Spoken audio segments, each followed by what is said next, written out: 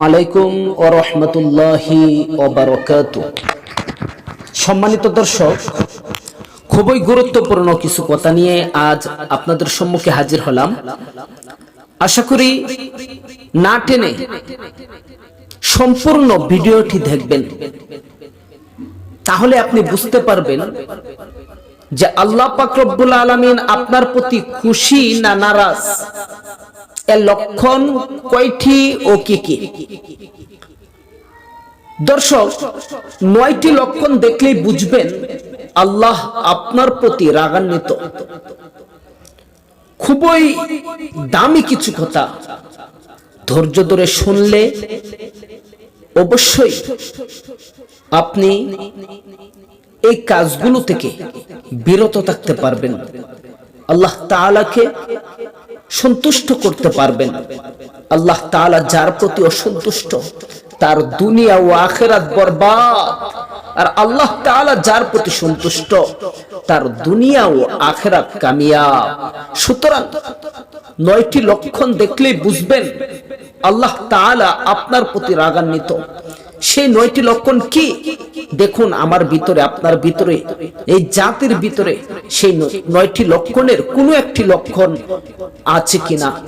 ১ number, তিনি আপনার জীবন থেকে নামাজ সরিয়ে দেন।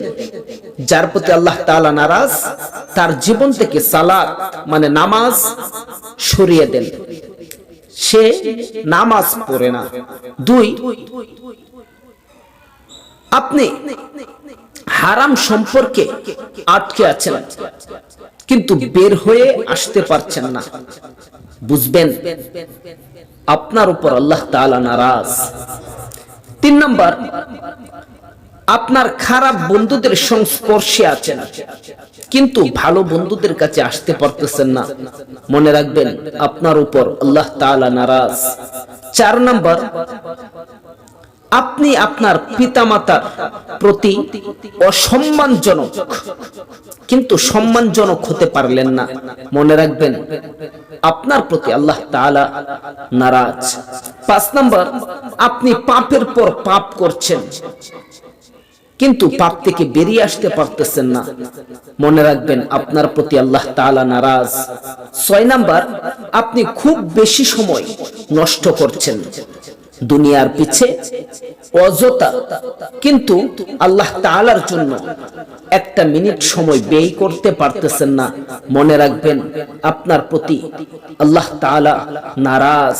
৭ নাম্বার, আপনি কোরআন থেকে অনেক দূরে কিন্তু কোরআনের ধারে কাছে ঘেঁষতে পারতেছেন না, মনে রাখবেন আপনার প্রতি আল্লাহ তাআলা নারাজ। ৮ নাম্বার, আপনি যখন একটি পাপ কাজ করবেন তখন আপনি খারাপ বোধ করা বন্ধ করবেন।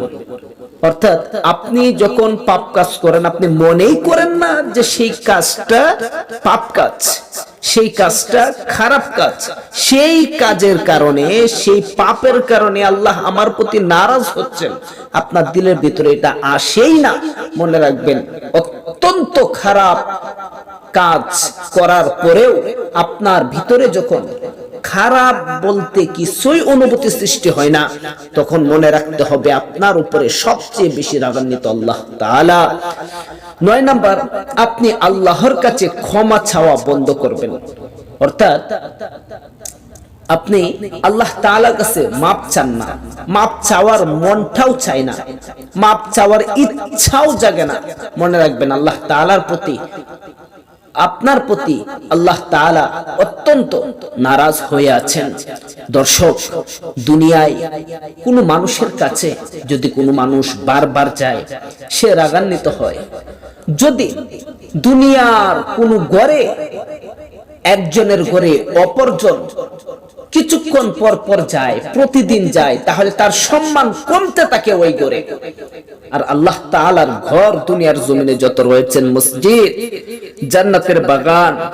আল্লাহ তাআলার ঘরে মসজিদে মানুষ যত যায় দুনিয়ায় তার সম্মান তত বাড়ে, আল্লাহ তাআলার কাছেও তার মর্যাদা তত বাড়তে থাকে। সুতরাং দুনিয়ার কোন মানুষের কাছে এত আসা যাওয়া করার চাইতে আল্লাহ তাআলার ঘরে আসা যাওয়া করুন। আল্লাহ তাআলা আপনার সম্মান, আপনার মর্যাদা, আপনার ইজ্জত আকাশচুম্বী করে দিবেন ইনশাআল্লাহ।